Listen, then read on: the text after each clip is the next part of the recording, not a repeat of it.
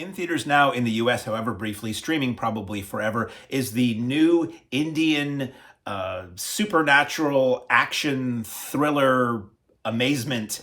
I'm gonna read the title here. Ajante Randam Mashanam. Sorry about the pronunciation. Also known as A.R.M. A.R.M. And boy, was this fun.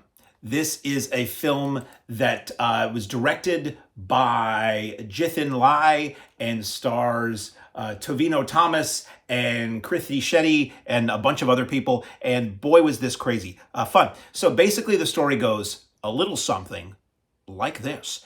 There is a meteor that falls from the sky, hits and causes a crater in a rural Indian village. The king, this was hundreds of years ago. The king comes to this area, claims the meteorite from himself because it has precious metals in it that seem to create prosperity and, good harvest, good crops, things like that for whatever area it resides in. So he's like, I'm going to take that back to the palace for myself. Turns that into a statue. Years later, bad guys are threatening the kingdom, and a rural warrior from that region shows up. He was just an all-around amazing badass ass kicker, basically lays waste to the bad guys. The king says, what can I do for you? And I'm not going to tell you the whole story. The warrior says, well, actually, if we could have that statue back that's made by the meteorite that originally landed in our land, that would be a really great thing I could do for my people. King says, no problem. A little too quickly. Says, no problem, gives it back to him. Years later, there is, this film jumps around in time, but it's never confusing. Years later, there's a young guy, great guy. He's an electronics whiz in his small town. He was told tales by his grandmother as a child of this bandit, this thief who sort of terrorized the village in earlier years, who had stolen perhaps that statue. And we're dealing in the present here with this young electronics whiz who's shunned by everybody in the village because he is a descendant of that thief. So anything goes wrong, they blame him. They're like, yeah, he's no good. Look where he came from. He was the grandson of that thief. Somebody comes to town in recent times who says, okay, here's the deal. The village is about to open up for its big celebration, its annual celebration. I have taken that statue out of the temple, and in order to make everything groovy and you not be blamed for stealing that statue, I'm going to need you to find the real statue. You see, there's a story in the past that maybe that wasn't the real statue that was given to the kingdom, and this guy wants the real one for himself. So this film bops around in time. It's got martial arts in it. It's got musical numbers in it.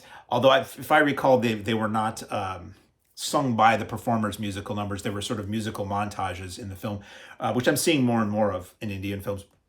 You've got a sequence that's like Raiders of the Lost Ark going through temples that are booby-trapped and everything. This movie really kind of has it all. It's incredibly exciting. The guy who plays the thief in olden days feels like a feral Randy Savage, and it was a ton of fun. The 3 hours long, never boring, which is something that I admire about Indian cinema. I've seen a lot of American movies that are 90 minutes long and they feel like 3 hours. The Indian films somehow keep the story moving, keep the plot moving. The characters are engaging. There's humor, there's drama, there's romance. They like hit every genre, and I love that.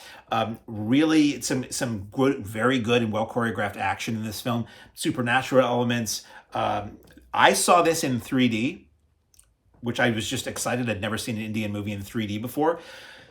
The 3D had some nice moments in it, but as with most 3D that I see, it didn't really add a lot. It didn't really detract from the film. It was just kind of there. As always, this film in America, and I've done research as to why this is. When you see an Indian film in America, 99% of the time it is played incredibly loudly. Like I actually have earplugs that I bring to the theater when I go to see Indian films because they play them painfully loudly. Now, it's a technical reason why they do that, but I really wish more American theaters would pay attention and just I'm not saying I'm like an old man, turn that rock and roll down. I'm just saying you shouldn't be damaging, number one, the hearing of your customers. I think a lot of perhaps non-Indian or non-people who are used to watching these films would leave the theater that it's so painfully loud. And also, you're probably damaging your equipment.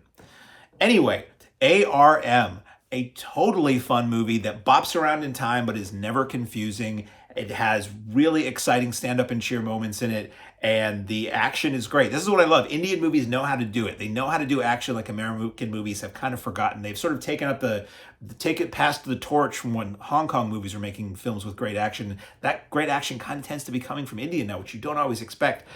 Really cool cultural, historical, supernatural, all of the above stuff in it. In theaters briefly, probably streaming by the time you see this. A.R.M.